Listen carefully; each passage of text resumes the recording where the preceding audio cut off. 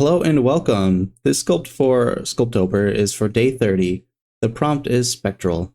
Also, I decided to combine this with a comment on a previous video, so thank you Narrative Inc. for the suggestion, and if you have suggestions for other sculpt ideas, go ahead and leave them down in the comments below. Now let's hop on into the video.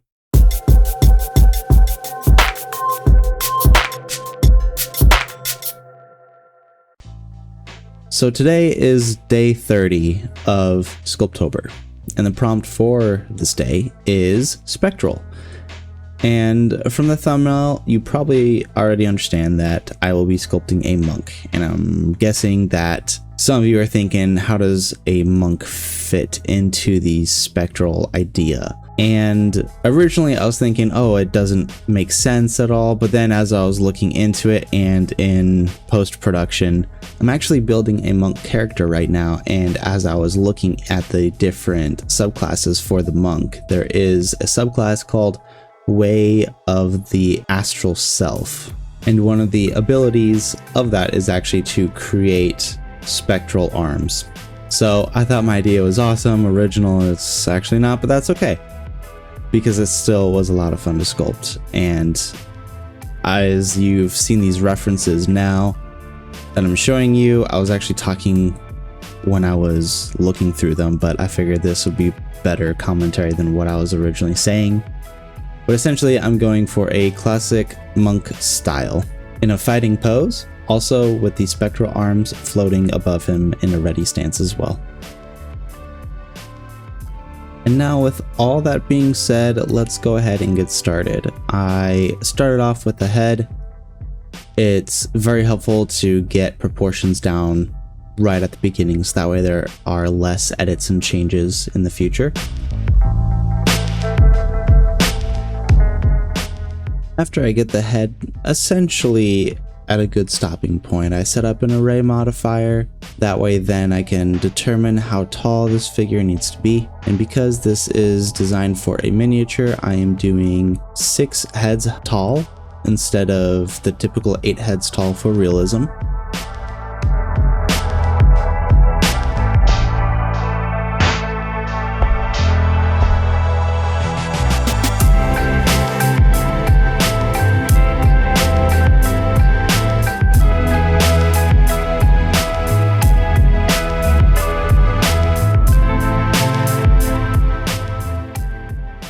After I get all the limbs placed out where I want them to be and get their lengths correct, I then put a little bit of detail into the torso just to define some more areas there.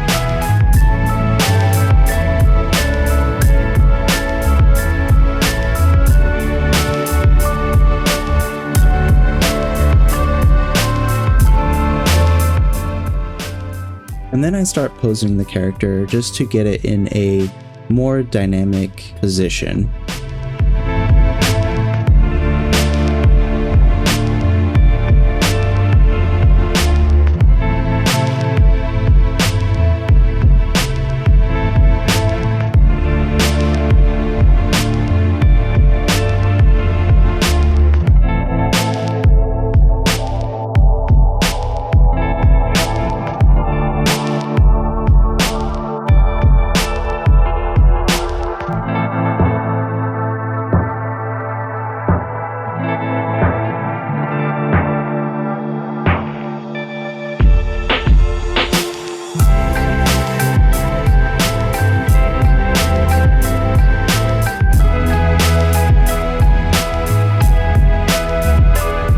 And then from here, it's just a matter of filling out all the muscles in the anatomy.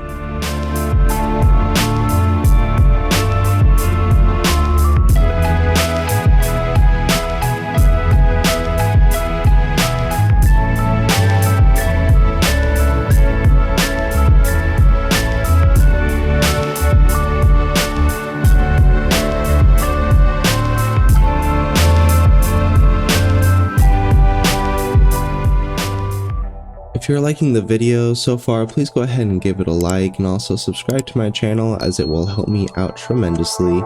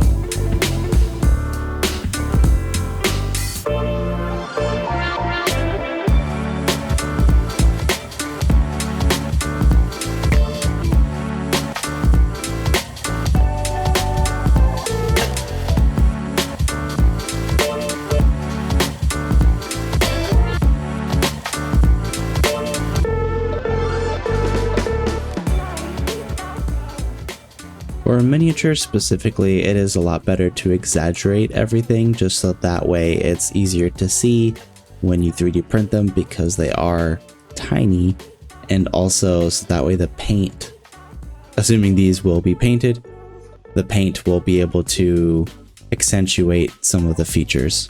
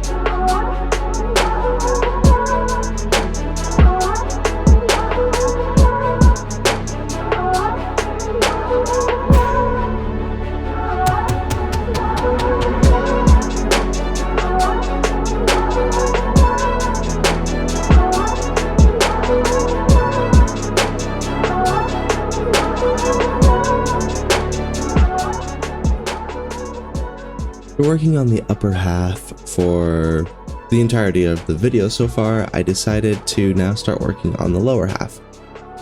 I made the pants a lot more fluffy and pulled them out, exaggerated them some more as well.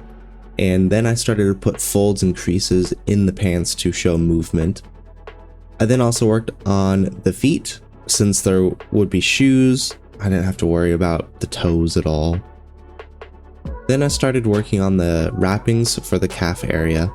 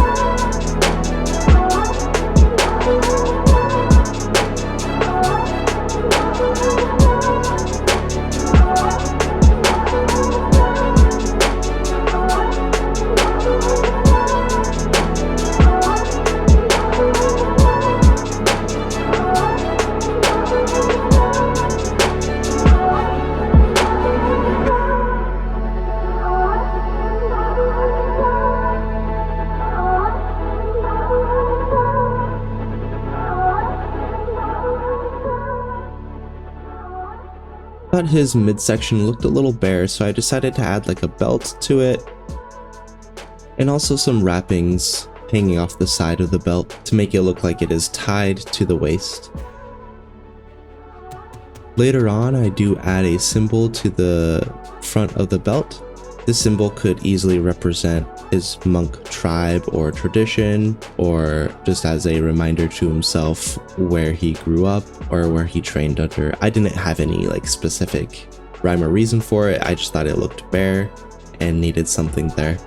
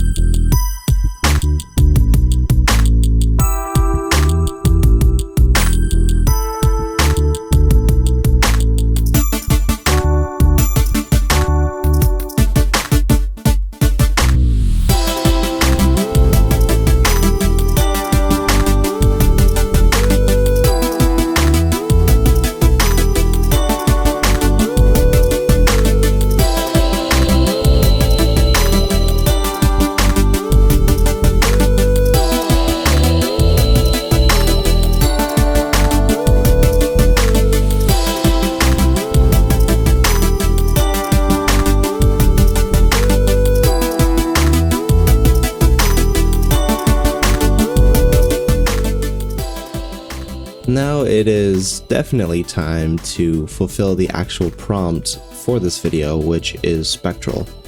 So I needed to make some spectral arms. And by doing so, since I was going to 3D print this as well, I needed to make those floating arms attached somehow.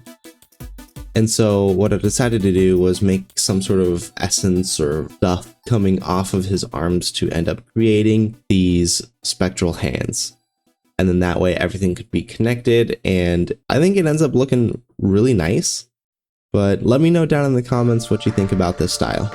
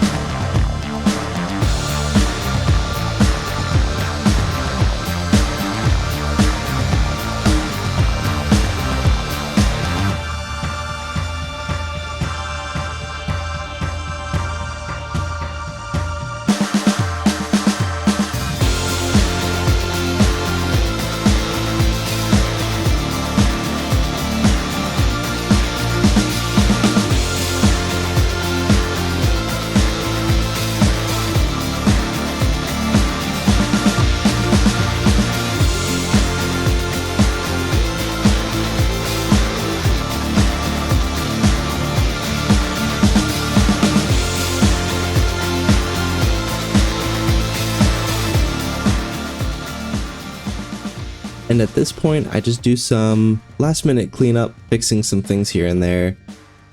And then I combine everything and start decimating the piece so that way there are less faces. And less faces means it's just a lot easier to import into 3D printing software and go from there.